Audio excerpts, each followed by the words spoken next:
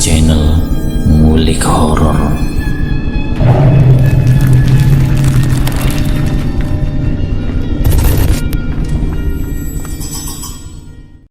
Assalamualaikum warahmatullahi wabarakatuh. Kembali lagi di channel Ngulik Horor. Channel ini menceritakan tentang kisah-kisah misteri. Pada kesempatan kali ini saya akan melanjutkan kisah misteri yang berjudul Teror Jimat Laknat bagian yang kedua. Yuk daripada kita lama-lama, mari kita lanjutkan ceritanya. Kejadian menegangkan tadi malam membuatku tidak betah dan ingin segera pulang ke rumah. Tapi keinginanku serta-merta ditolak mentah-mentah dengan Bang Reno dan Mbak Nila.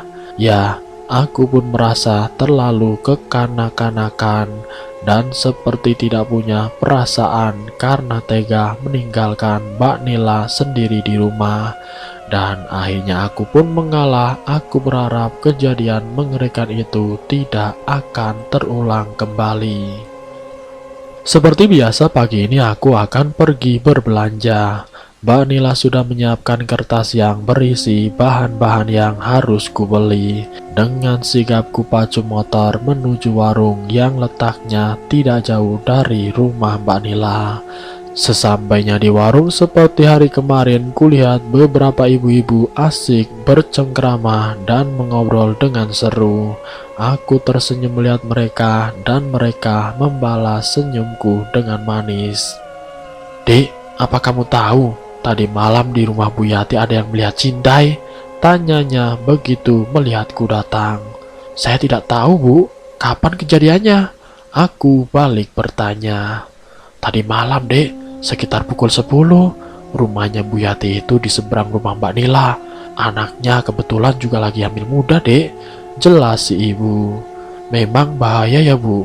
Kebetulan tadi malam saya melihat sosok perempuan terbang pakai baju putih, Bu," jawabku sembari bergidik ngeri.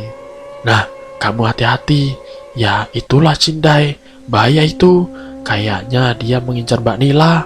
Kamu harus jaga Mbak Nila. Jangan pernah keluar malam sendirian kalau tidak ingin bayinya kenapa-kenapa," ibu itu berkata dengan mimik yang sangat serius, seperti memberi peringatan penting. Aku pun mengangguk tanda mengerti. "Bu, setahu saya di sekitar sini jarang yang memelihara ayam ya. Tapi semalam saya mendengar bunyi anak ayam, Bu," tanyaku penasaran. "Lah itu salah satu tanda kalau makhluk itu sudah dekat dengan kamu. Apalagi bau melati. Sudah dipastikan ia di sekitar tempat tinggalmu," jawab ibu yang lainnya. Dek, seketika darahku berdesir. Aku lihat itu makhluk yang ibu-ibu ini ceritakan sejak kemarin. Tapi kenapa aku yang diganggu? Kenapa bukan Mbak Nila? Sebenarnya apa maksud makhluk itu menggangguku? Gumamku dalam hati. Mbak Nila bersiap tidur di kamarnya seperti malam kemarin. Aku kembali tidur di kamar Mbak Nila. Lalu sedang asik memainkan gawai, tiba-tiba kami dikagetkan dengan hordeng kamar yang tiba-tiba tersibak. Entah angin dari mana, padahal jendela terkunci sangat rapat. Sontak aku dan Mbak Nila pun terperanjat. Kami saling berpandangan heran. Suara anak ayam kembali terdengar. Aroma melati pun semerbak tercium di hidung. Aku memeluk Mbak Nila penuh kengerian.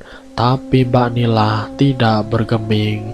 Tatapan matanya fokus tertuju ke arah jendela kamar yang tersibak. "Mbak," panggilku lirih. Mbak Nila tetap terdiam dan terpaku. Bibirnya seperti terkunci rapat. Badannya menjadi kaku, tatapannya kosong, dan tiba-tiba, "Mbak Nila!" Dengan mencekram tangan Mbak Nila, aku berteriak sekuat-kuatnya. Mbak Nila tiba-tiba memutar kepalanya 180 derajat, hingga terdengar bunyi krek bak ranting yang patah. Aku pun tergugu ketakutan dan beringsut menjauh dari Mbak Nila.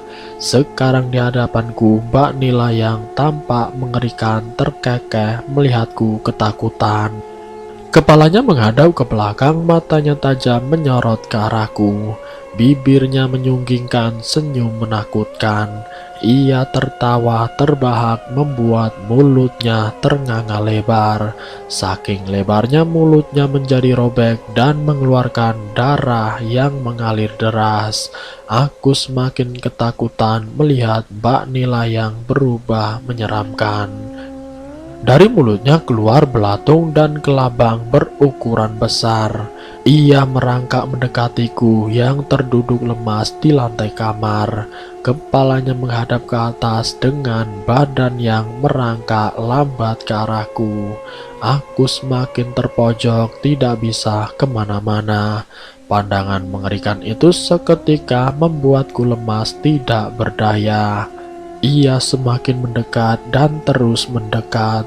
Ingin aku teriak, tapi lidahku berubah keluh. Kini Mbak Nila sudah berada di hadapanku. Ia merangkak naik ke dinding dan kini ia menggantung di langit-langit kamar. Rambutnya yang panjang tergerai menyentuh wajahku. Kini wajahnya tepat berada sejengkal di hadapanku.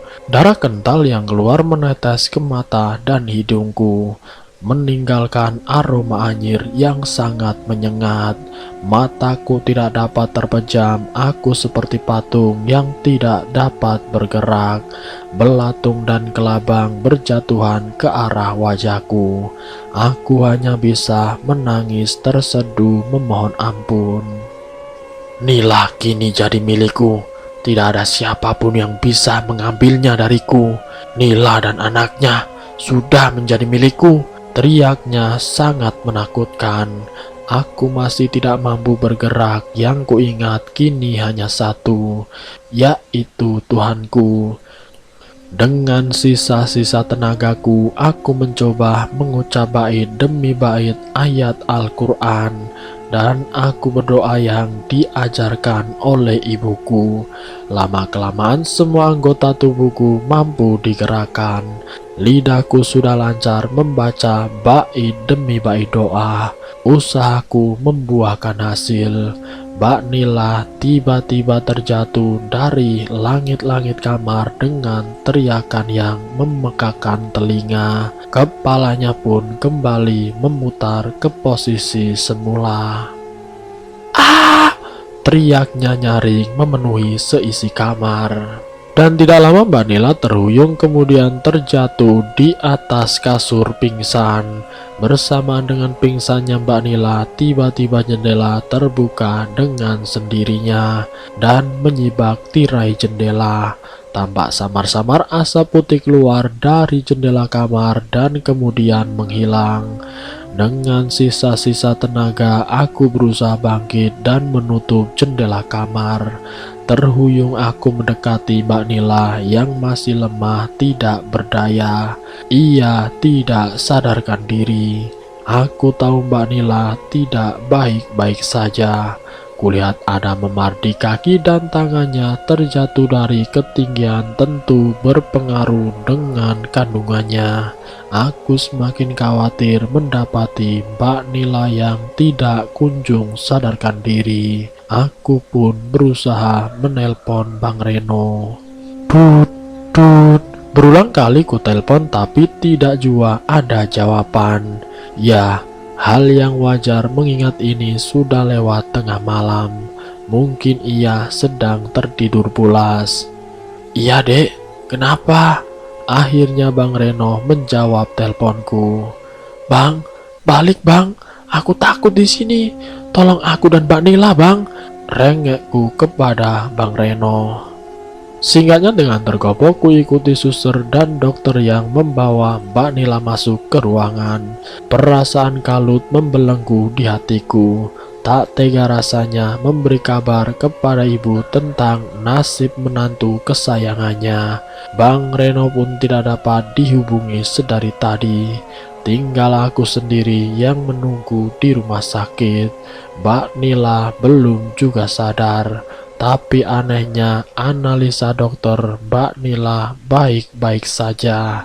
Nafasnya teratur, ia hanya sedikit memar akibat terbentur. Selebihnya tidak ada yang mengkhawatirkan, tinggal menunggu Mbak Nila sadar saja.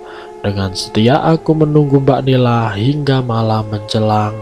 Aku masih sendirian di ruang rawat inap. Mbak Nila tidak juga membuka matanya. Semakin khawatir dengan keadaannya, ku genggam tangannya dingin sedingin es. Tiba-tiba tangan Mbak Nila menyentuhku. Aku terkejut dan seketika melihat wajah Mbak Nila. Semula ingin tersenyum dan bahagia melihat ia kembali sadar. Namun semua pupus begitu kulihat raut wajahnya. Ia mengeram, wajahnya terlihat sangat marah. Tersungging, bibir penuh kebencian.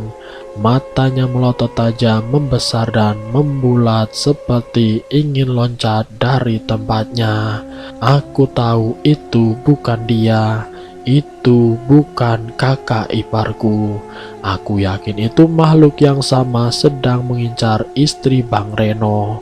Aku berangsur menjauh, lidahku terasa keluh. Ia tertawa menakutkan.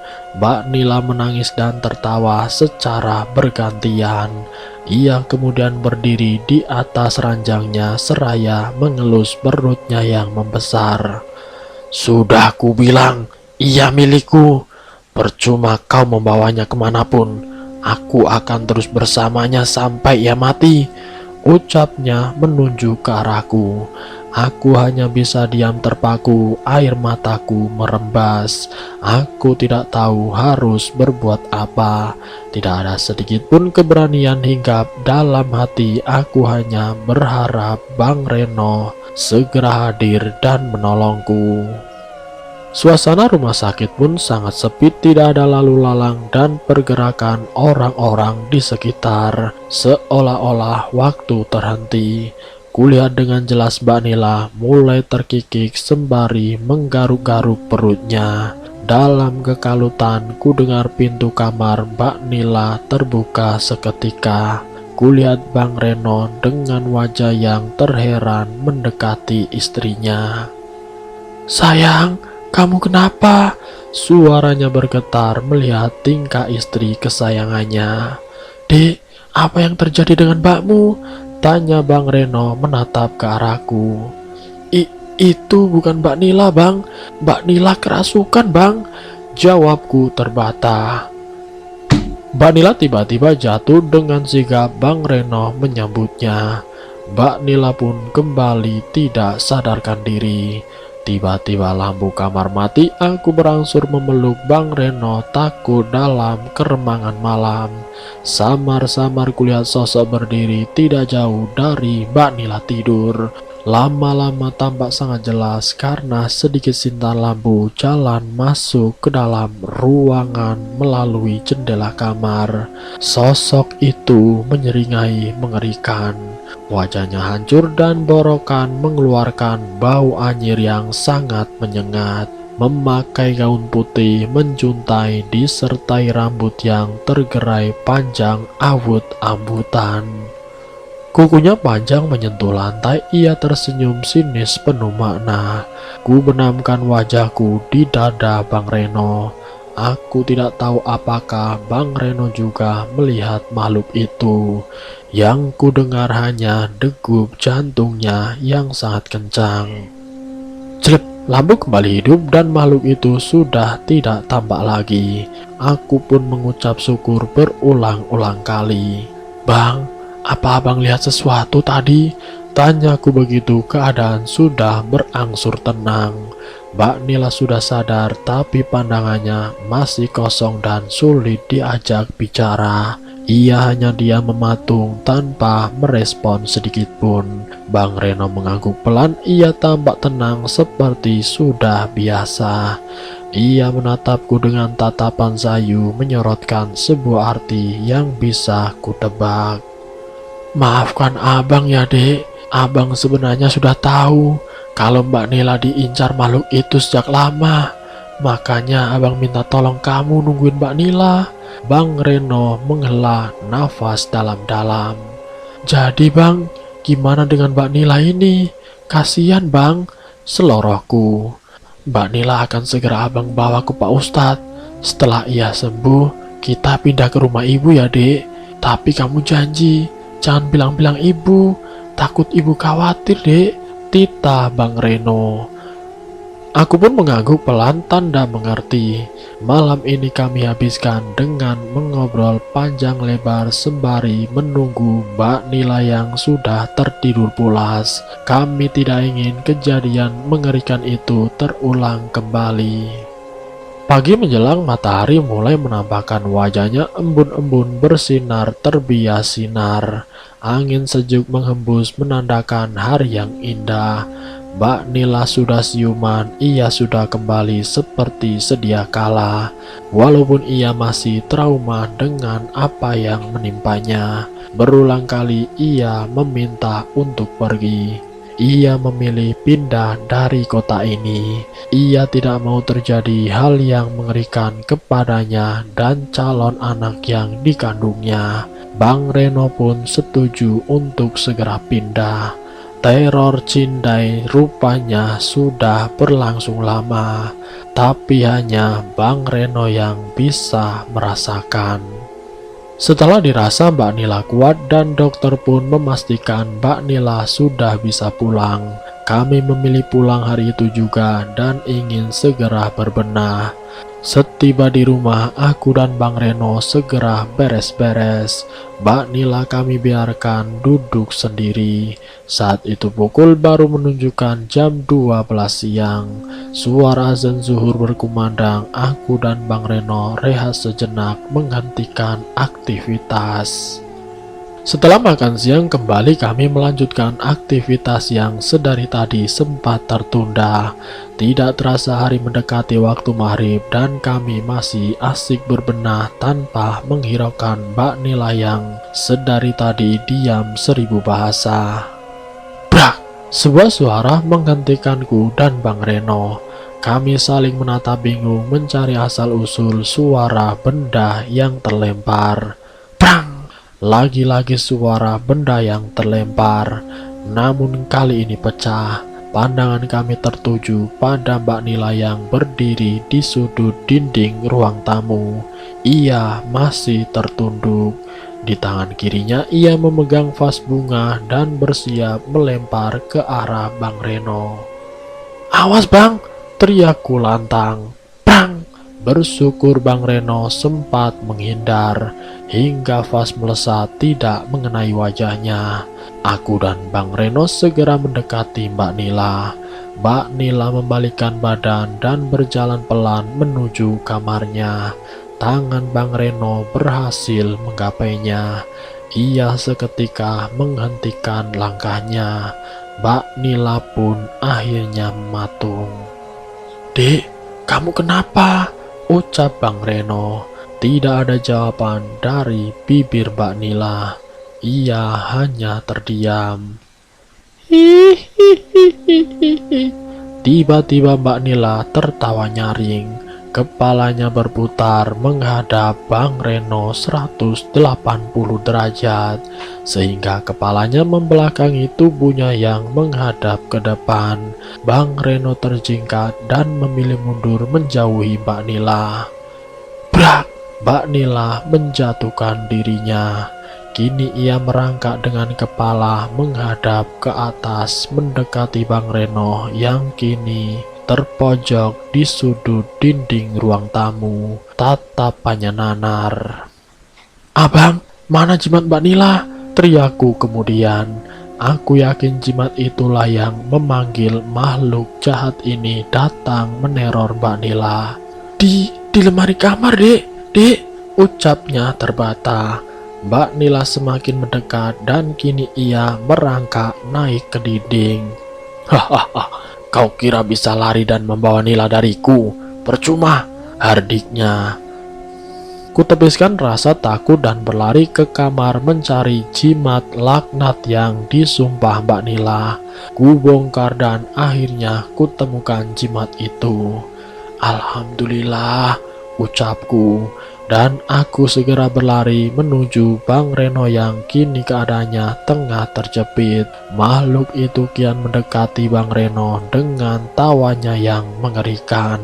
Bang Reno tampak sangat tertekan, ia ingin melawan tapi ia sadar akan berbahayanya untuk istrinya. Kuhidupkan koset yang tadi kuambil di atas meja. Dengan membaca bismillah dan ayat-ayat Al-Quran, kubakar jimat laknat itu. Berharap makhluk itu pergi dan tidak kembali mengganggu. "Jangan, panas!" teriaknya. Brak! Mbak Nila kembali terjatuh, tapi kali ini kepalanya sudah kembali ke posisi semulanya, dan Bang Reno dengan sigap menangkapnya. Asap putih membumbung tinggi keluar dari ubun-ubun Mbak Nila. Asap putih membumbung tinggi keluar dari ubun-ubun Mbak Nila. Mbak Nila pingsan, asap itu pun seketika hilang tidak berbekas. Hari kemarin memang hari yang sangat panjang. Hari ini kami memutuskan untuk terbang kembali ke kampung halaman. Rumah itu pun dibiarkan begitu saja dalam kesunyian. Bang Reno masih trauma, begitupun juga dengan Mbak Nila. Mbak Nila yang kini sudah sadar, mereka masih sangat takut untuk tinggal dan kembali ke rumah yang menyimpan sejuta misteri. Rumah itu rencananya akan segera dijual. Bang Reno berniat membangun rumah di kampung halaman, dekat dengan ibu dan mertua. Begitupun juga dengan Mbak Nila. Aku senang akhirnya Mbak Nila terbebas dari makhluk jahat itu. Mbak Nila pun kini sudah tidak percaya dengan jimat dan hanya percaya kepada Allah Subhanahu wa Ta'ala. Ternyata jimat yang ia simpan selama ini adalah cikal bakal teror makhluk itu. Ia merasa terpanggil karena jimat. Itu penjelasan yang Bang Reno dapat dari ustadznya. Apapun itu, kini aku merasa lega. Pengalamanku di desa ini sungguh sangat berharga. Setidaknya aku bisa terlepas dari makhluk itu dan gangguannya yang menyeramkan. Selamat tinggal desa, selamat tinggal kenangan mengerikan. Aku berharap tidak pernah punya pengalaman seperti itu lagi. Dan selesai. Semoga dari kisah ini kita dapat mengambil hikmah dan pelajarannya. Dan semoga kita semua selalu dalam lindungan Allah Subhanahu wa Ta'ala. Ambil sisi positifnya dan buang jauh-jauh sisi negatifnya.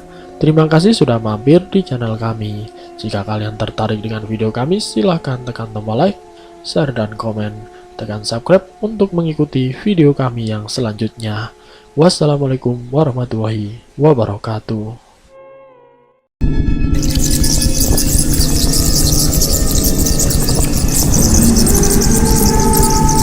Selamat datang di channel Ngulik Horor.